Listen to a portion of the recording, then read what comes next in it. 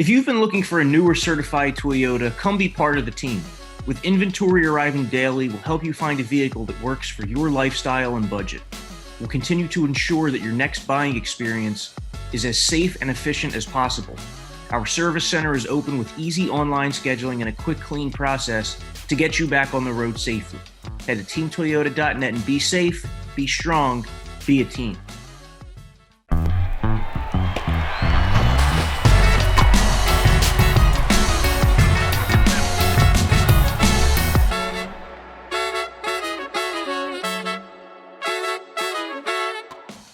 Hello and welcome to the Phillies Talk podcast presented by Team Toyota. Jim Salisbury and Corey Seidman here with you as we always are. And Phillies president of baseball operations, Dave Dombrowski, had his year-end press conference on Tuesday of this week, and a bunch of different topics came up, from the Phillies' shortcomings to their offseason needs, to the job Joe Girardi did, to the positional fit for a couple of players who just didn't seem to fit in 2021. So we're going to kind of go through all of those topics, hear from Dombrowski. But he laid out that the Phillies have, we knew that there were a lot of holes, Jim, but he kind of made clear what his top priorities seem to be this offseason, huh? Yeah, the year-end news conference is a tradition all around baseball. All the teams do it. You get together with the head of baseball operations, the GM, whatever they call it these days. He rehashes the season, takes questions about the roadmap ahead, how they're going to improve their ball club. Obviously, we know the Phillies have had 10 rough years without making the playoffs, longest drought in the National League. This was not necessarily, or Dombrowski's year-ender was not necessarily a rehash of the last 10 years. It was more a look ahead. How, are you going to proceed this winter? How are you going to improve this ball club so it can break this awful postseason drought? And, I thought he was pretty clear-cut in stating this club's needs. He flat out said they need a big hitter in the middle of the lineup to complement and protect Bryce Harper. He flat out said they need a leadoff man. Not surprising, given that they, as a group this year, had the second worst on-base percentage in all of baseball out of the leadoff hole at .302. He said that they need a huge improvement at shortstop, and essentially publicly called out Didi Gregorius to be better and possibly not even be the guy. And finally, he said they need a closer. Also said they need complementary pieces. I think we all know they could use starting pitching depth because nobody gets through with just 5 starters, and they need bullpen depth around that closer position. But the 4 big needs, the 4 big items on his offseason to-do list, leadoff man, big bat in the middle, fixing shortstop, and getting a closer. I asked Dombrowski, how he was going to go about that, because they have limited trade capital because they have a weak farm system. They just can't part with many prospects, the few that they have. And they also have a luxury tax that they're going to be bumped up against. We don't know what that luxury tax is going to look like with the new CBA. But here was Dombrowski talking about how, in general, he intends on operating this winter as he tries to improve the club. Well, we're not where we want to be, by any means. So we finished above 500, right? So that means you got a lot of room for improvement. And the way I look at it is that that's what we will attempt to do. We'll be aggressive in making it happen. And we'll pursue every avenue that we possibly can. Free agency, trades, any way you can do those things. So in talking about those big needs, leadoff man, middle of the order bat, shortstop, closer, well, you can find a couple of guys that fill a couple of those voids, but they're going to cost a lot of money. I mean, you have the shortstop class that includes Corey Seager and Carlos Correa, Trevor Story, Javier Baez. But those guys are looking at contracts of like $200 million more. Not all of them. I'm not saying all of them are going to get it, but I would think at least Correa is going to get a hefty payday. And the Phillies already have several really high-priced contracts on this team. Bryce Harper making $25.4 million a year. Zach Wheeler and JT Realmuto, each with those 5-year deals in that $115 to $120 million range. So there's already a lot of, high-priced items on this Phillies team. Can they afford to keep going out and signing more individuals to contracts that big? Yeah, I asked Dombrowski that, and he was asked about that in several different ways by a number of reporters yesterday. And he said yes. He said that they are in a position where ownership is very committed, that payroll is not a problem, that they could do a big ticket item if it's the right way for them to proceed. He made the point that it's up to them to decide what is the right way to spend their resources, because they indeed have so many holes to fill, multiple holes. And sometimes, it's not the one big ticket guy, it's the 3 or 4 complementary guys that come together and have a greater impact. So they're going to have organizational meetings next week in Clearwater. All their advisors, all their scouts try to figure out the best game plan. You mentioned all those attractive shortstops there. There are guys in the outfield that would be a great fit for this team in terms of a big bat. Duvall, Castellanos if he opts out, Starling Marte, Chris Taylor, who had a walk-off home run on Wednesday night for the Dodgers. There's a lot of guys out there I think would be attractive to the Phillies, but they have so many holes to fill. They're going to have to figure out the best way to spread their money around. And, in terms of hole at shortstop, they could fill that from within. He did not rule out a guy like Bryson Stott. And I think we'll see Bryson Stott in play sometime in 2022, be it at short, second, or third. I don't know if it's on opening day. But, they have all those different holes to fill. But Dave talked about the merits of going out after a big ticket guy like they've done the past 3 winters with Harper, Wheeler, and Real Muto, as opposed to going after multiples to fill multiple holes. And here's what he said. But the thing is, for us, so I want to be careful, is payroll's not the issue for us, right? I mean, we've got plenty payroll. It's how we use the payroll. We have to be smarter on it, including myself. But it's a situation. I'm really looking forward to going into this winter time compared to last winter time, because I've also have people now. I have a pulse myself, and I also have a pulse of the people with whom I'm working, who I could really look towards this answer and look towards that answer, and put those pieces together. I'm looking forward to that, because it'll be the first time I can really do that. So that's why I think for us, it's not the star factor. Bryce Harper's worth the price of admission. I mean, he's a star. We got other stars. We had the all-star starting catcher. I mean, Segura is one of the best second basemen in the game of baseball. Hoskins was among the league leaders in home runs when he went down. Wheeler, you can make arguments, the best pitcher, one of the couple best pitchers in the National League. Nola is 4th in the league, I think, in strikeouts. Suarez was the best young pitcher in the National League probably this year in baseball. So we've got some stars, but we need to make sure that supporting cast, so it's always not where you're spending just big dollars. We need to figure it out ourselves to work that together and put the buzz. So a bunch of needs for the Phillies, who were pretty close to the luxury tax this past season. They were about $5 million below the $210 million luxury tax threshold. And when you look ahead to 2022, the Phillies have some money coming off the books. They still have about $145 million already in payroll commitments. There's also the uncertainty this offseason about the collective bargaining agreement and how the luxury tax is going to factor into it. Will it be the same number? Will it be higher? Dave Dombrowski talked about, this is something that Matt Klentak mentioned before him, that ownership has not given them a mandate. No, you can't go above the luxury tax, but it sure seems like the Phillies are operating within it, huh? Well, they have throughout the entire history of the luxury tax. They've never gone over it. There was one year, I think it was 2012, when they had a bit of a fire sale just to get under it. They don't necessarily want to go over it because it's punitive. It can affect you in terms of draft pick and draft pick compensation, what you give up, and when you play in the free agent business.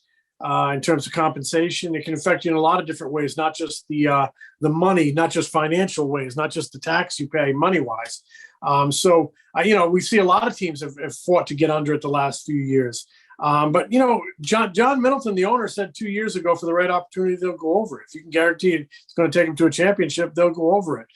Dombrowski said that this year at the trade deadline. He said that again this week at his year-ending press conferences. Here was some of his thoughts about the tax.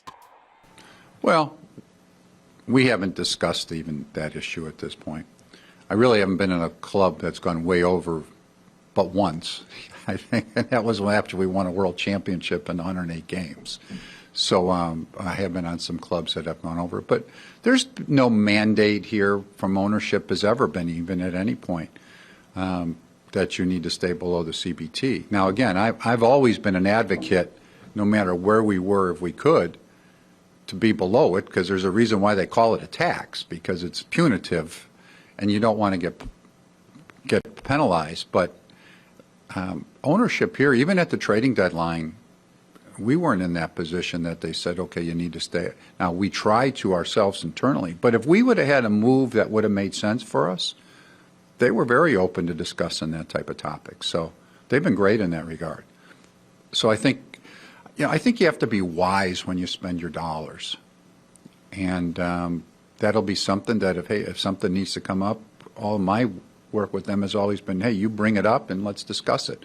But you also don't want to just go ahead and ask for things if you don't think it's going to make a difference for you. So the tax is something everyone's going to be keeping an eye on as the basic agreement expires here. I think in the first week of December. It expires after the World Series. I mean, we don't know if there's going to be a work stoppage, if there's going to be any type of labor strife. I mean, they're in negotiations trying to hammer out a new deal here. But one of the items they're going to have to discuss is the tax. I kind of think it's going to stick around, but I do think the threshold number will go up. And we'll see how much the Phillies push it. They're really desperate to break this postseason drought, and money is one of their best resources. I mean, you go back to what Dombrowski said earlier. Payroll is not a problem. So if that tax goes up, I expect to see them, push it and make a run at getting the pieces they need. They have, you look at a guy like McCutchen coming off the books this year. He was a $20 million player this year. To me, that's a big ticket item. I think they can go out there and do some things on the free agent market and still fill some of their needs around the edges. Those complementary pieces that can make you a better team. Well, a chunk of their payroll is still tied up in Didi Gregorius, who is under contract. His final year under contract is 2022. He's due $14.5 million. And he was not good in 2021. Not good offensively, not good defensively. Didn't come up with clutch hits the way he did in 2020. The left side of the Phillies infield was just brutal defensively for much of the first half of the season until the Phillies just took Alec Bohm off the field and kept him off the field. So shortstop, third base, improving that defense is pivotal in 2022. I mean, even if you don't get like the Didi Gregorius that hit 280 and killed it with runners in scoring position, or the Alec Bohm that hit 338, you need more sound defense just to make this pitching staff hold up. No question. I mean, defense, blown saves, inconsistent offense in terms of, those long droughts with runners in scoring position. And then ultimately, injury to Eflin, injury to Hoskins, and a final week fade. Those are all the things that conspired against the Phillies this year. But, man, at the major league level, these guys are so talented. You can't play poor defense. You can't give other teams that are so talented offensively, you can't give them extra outs because it becomes like blood in the water. They become like sharks. It becomes like a feeding frenzy, and they put a 5 spot on you when you give them extra outs in the third inning. So Phillies did way too much of that. They were a horrible defensive team, in particular on the left side of the diamond. Bohm, they project Bohm as their opening day third baseman next year, and they're in a position where you can't go out and buy an entire team. They need to inject some young players on low salaries, young high-ceiling players on low salaries into their starting lineup. They tried to do it this year with Bohm. In fact, they did do it with Bohm. He played 111 games. He was an opening day third baseman, played himself out of that job back to AAA late in the season for some remedial work offensively and defensively. They want him right back at third base on opening day 2022. He's going to spend a lot of time in Clearwater this fall, this winter, working on all phases of his game. But all signs point to him being their third baseman. The only thing I could see maybe changing that is if he's their first baseman, if there's a DH in the NL next year, which is a distinct possibility. You could see Hoskins become the DH. But right now they're planning on him being their third baseman. So that answers that question. Big question on Didi Gregorius. I personally don't know how you can put him out there again next year and expect to contend with that, the hard hands, the lack of range, the throwing arm. It throws flat-footed. Maybe he was compensating for his elbow. I don't know. But they have sounded, they had a conversation with him, and they, Dombrowski put him on public notice Wednesday and said he's got to be better. He's not guaranteed that job. When I hear that, I think, whoa, maybe they're going to release him. He's owed $15 million. Would they eat $15 million? I'm sure they'll try to shop him in a deal. I don't think there'll be much interest without the Phillies picking up a hefty portion of that paycheck, which maybe they'd be willing to do. But, if he's in camp with them next year, he's going to have to go out there and win the shortstop job. He's been told that. He's not guaranteed it. I guess there's always the possibility of a position change. You could slide over to third base if Bowman indeed went to first and Hoskins became your DH. But they need an upgrade defensively at shortstop, pardon me. I think they will look for it externally. You look at a guy like Trevor Story, who could give you a free agent, could give you an upgrade at shortstop and a very good right-handed bat. Maybe help you in a couple areas, but maybe that bat comes in the form of a leadoff man who can play center field. I mean, I don't know how they're going to do it, but to me and to all of us, it doesn't. It's just not viable to win a division with Didi Gregorius playing the type of defense and offense he played in 2021, and the front office realizes that they've guaranteed nothing to him. So it's going to be interesting to see what happens there. Yeah, and here's Dombrowski talking about how those pieces fit on the left side of the infield as it pertains to Didi Gregorius. No, very well could be him. But he knows, we've had a discussion with him, that he needs to be better, or we're in a position where we also are going to be open-minded to what's going to take place at shortstop next year. So it could be internal, could be him if he comes back. We thought he moved. I think for me with Didi, early in the year, of course, he was a little bit late coming in, and from an offensive, it was not a good offensive. He's always been an offensive shortstop, right, even more so. But the one thing from a defensive perspective that he has always done in his career is catch the routine play. He hasn't always had the greatest range, but he just didn't do that this year on a consistent basis. Now he was hurt some.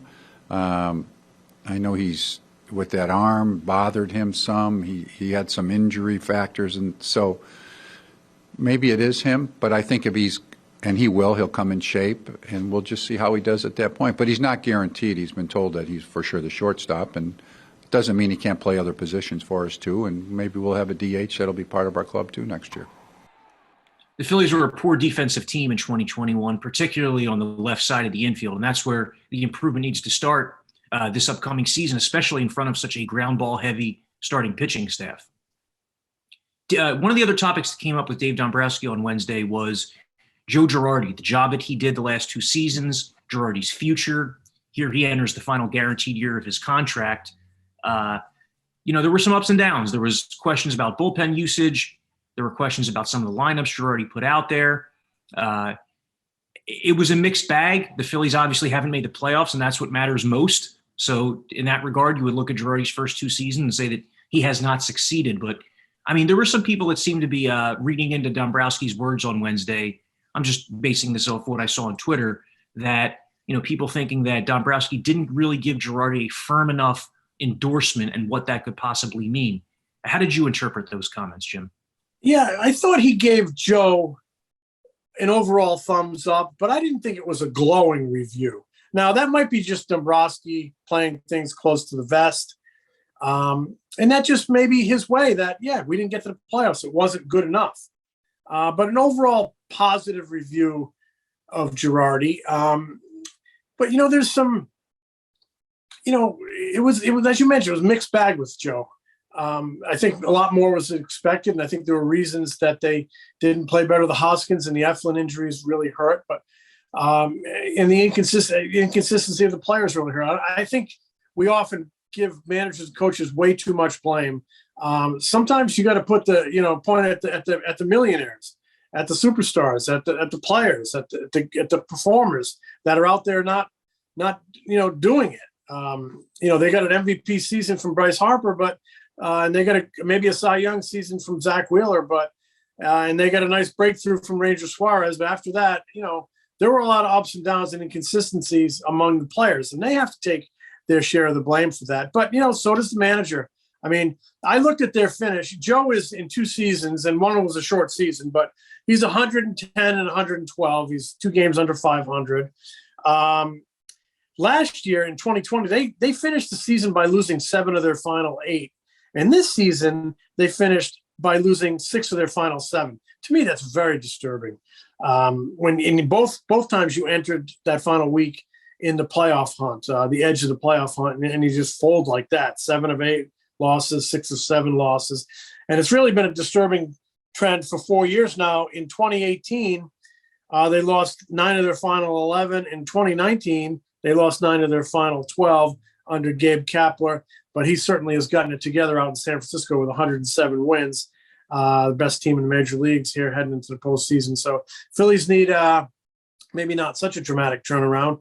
I don't think that's possible, but they need a turnaround in 2022 because Joe Girardi's job is on the line. He's entering the 3rd year of his contract, and Dombrowski doesn't seem to have any interest in picking up that contract option for 2023, thus taking away the lame duck status for Joe.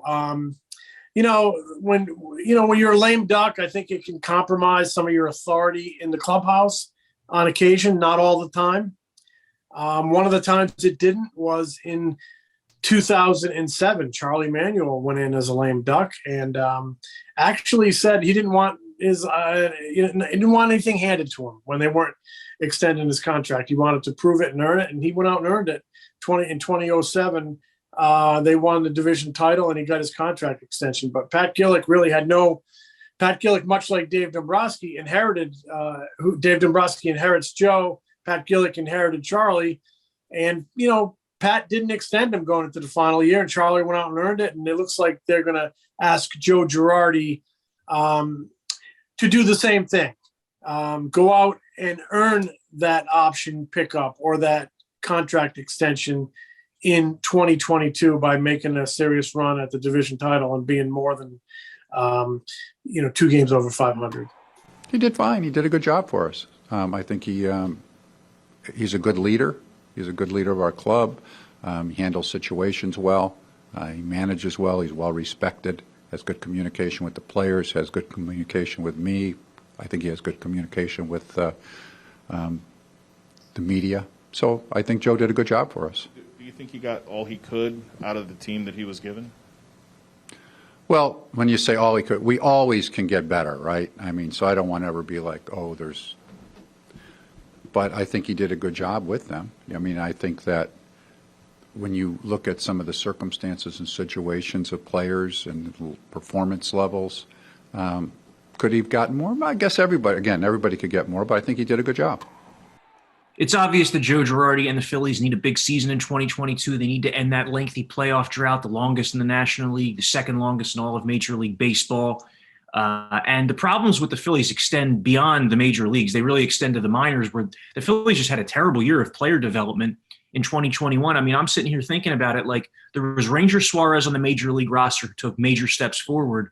But other than him, was there anybody on the major league roster, on the AAA roster, on the AA roster who took giant steps forward in terms of their own individual progression? I mean, that's a big concern for the Phillies here moving forward too, because as you mentioned earlier, you can't really sustain success unless you're able to graduate those inexpensive players to the majors and have them produce. No question.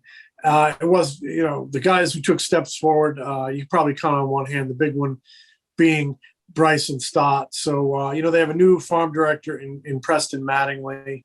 But, I wrote a story the other day. It's on our website mentioning some of their pitching numbers and their overall offensive numbers. And they were near the bottom of the league on pitching and hitting on many of their all of their 4 U.S.-based minor league teams, and a couple of them led the league in walks and finished at the bottom, near the bottom in OPS. That's very concerning. But Dombrowski comes in here as a win now general manager, a guy with the reputation of being a win now guy. They just came out of a rebuild that wasn't very successful. They are not going to drift into another rebuild here. They can't, with Harper making $330 million and Wheeler $118 million and Real Muto making $115 million. This is Philadelphia. It's a big market. People are tired of the rebuild. They want to see this team get to the postseason. So Dombrowski's mission is twofold: oversee a retooling and a rebuilding of that farm system, while also trying to get this team to the postseason. He made it clear, though, he remains focused on the big league team, and they are not going to drift into the rebuild. They are still in a mode and of a mindset of trying to win here at the big league level. But in the meantime, we're going to try to win at the big league level, because I would also assure you, I talked and I know enough guys well enough, there weren't a lot of clubs that wanted to come in and face us with Wheeler and Nola and Suarez pitching, and also Harper's in the middle of your lineup. He can hit anybody, right? Now, the other guys would have had to contribute too.